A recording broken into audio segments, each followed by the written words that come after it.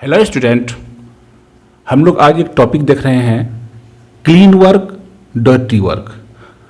कुछ काम साफ सुथरे होते हैं, कुछ काम गंदे होते हैं। गंदे काम मतलब जैसे झाड़ू लगाना, कचरा साफ करना, गलियों में पानी देना या फिर सीवेज लाइन को साफ करना, शौचालय साफ करना। तो हम लोग देखते हैं कि हमारे जीवन में आसपास बहुत से ऐसे काम होते हैं जो कि हमारे लिए बहुत ज़रूरी है, लेकिन हम उसे गंदा काम नाम दे देते हैं कि हाँ वो गंदगी साफ कर रहा है, वो गंदा काम हुआ। ऐसा नहीं सोचना चाहिए। इसी के बारे में ये लेसन है आज का, clean work, dirty work. Okay, तो क्लीन वर्क, डर्टी वर्क में सबसे पहले हम लोग पढ़ेंगे लेबर, श्रम। We see a number of people around us doing their work regularly. हम देखते हैं कि हमारे आसपास बहुत से लोग नियमित रूप से अपना काम करते हैं। They sweep the streets, remove and clean garbage, water the plants in the streets, clean the sewage lines and clean the toilets in houses. वे सड़कों पर झाड़ू लगाते हैं, कचरे निकालते हैं और उसे साफ करते हैं। गलियों में पौधों को पानी देते हैं, सीवेज लाइनों को वो साफ करते हैं और घरों में शौचालय साफ करते हैं। There are others like the milkman, newspaper boy, electrician, plumber, carpenter, vegetable vendor etcetera who to do their work regularly.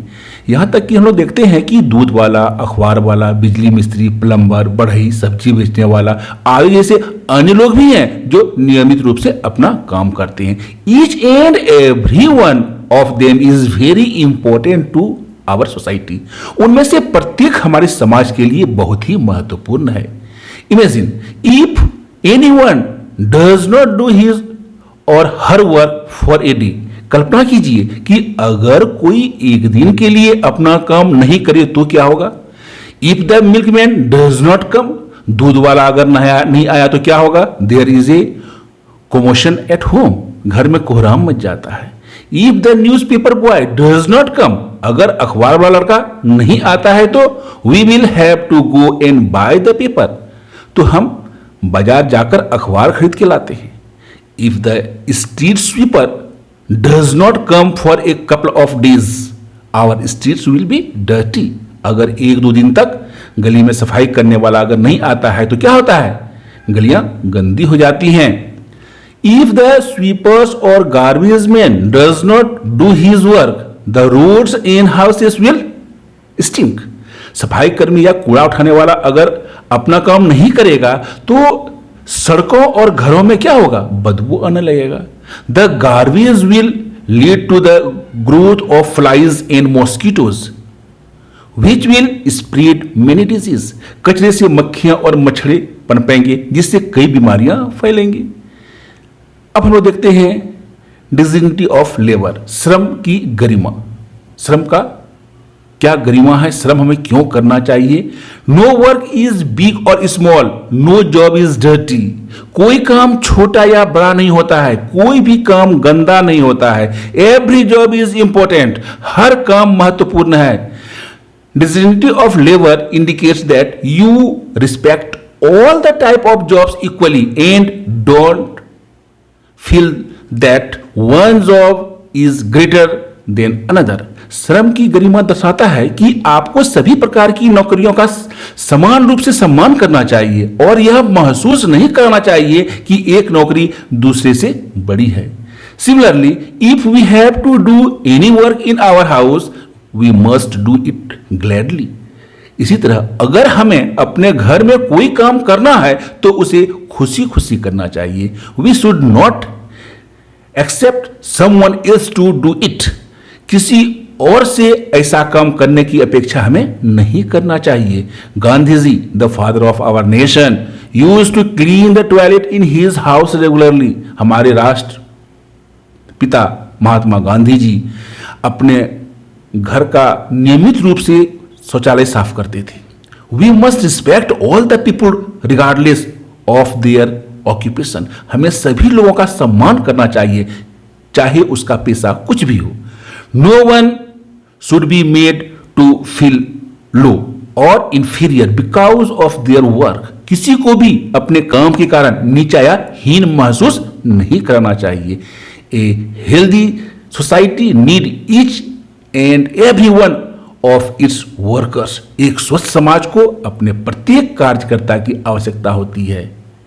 Okay, अब नेक्स्ट है इसमें डिवीजन ऑफ लेबर, मतलब लेबर का विभाजन, काम का बंटवारा। ठीक है। Have you wondered how the food that you eat at home reached you? क्या आप जानते हैं या क्या आपने कभी सोचा है कि आपके घर पर जो खाना आप जो खाते हैं वह आप तक कैसे पहुंचा? Do you know that many people are involved in making your food reach your table? क्या आप जानते हैं कि आपके खाने का जो भोजन है आपका कि आपकी टेबल तक पहुंचाने में कई लोग शामिल हैं। Somewhere far away the farmer cultivates the crop with the help of many peoples. कहीं दूर किसान कई लोगों के सहयोग से फसल की खेती करता है। After months of hard work the crop is harvested. महीनों की मेहनत के बाद फसल काटी जाती है। The grains are then loaded on trucks and tractors and sold in a मंडी। अनाज को फिर ट्रकों और ट्रैक्टरों पर लादकर एक मंडी में बेचा जाता है। The wholesalers buy the grains from the मंडी। थोक व्यापारी मंडी से अनाज खरीदता है।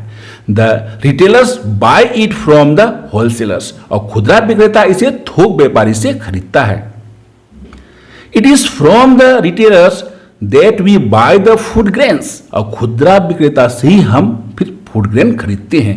It is then cooked and it reaches your table for your to eat। फिर इसे पकाया जाता है और यह आपके खाने के लिए आपके टेबल पर पहुंचता है। In this way, many people cooperate and work to produce our food। इस तरह बहुत से लोग सहयोग करते हैं और हमारे भोजन के उत्पादन में काम करते हैं। This is called division of labor। इसी हम लोग क्या कहते हैं? श्रम विभाजन कहते हैं। In this chain, every single person is important। इस कड़ी में हर एक व्यक्ति महत्वपूर्ण है। It is the combination efforts of many people that help to make everyone's life comfortable। यह कई लोगों के संयुक्त प्रयास हैं जो सभी के जीवन को आरामदायक बनाने में मदद करते हैं। इसलिए इसको आप लोग ध्यान से पढ़िए और बहुत ही इंपॉर्टेंट चैप्टर है आप लोगों का और बहुत ही इंपॉर्टेंट टॉपिक है और समझिए और अपने जीवन में इसे उतारने की कोशिश कीजिए। Okay, thank you.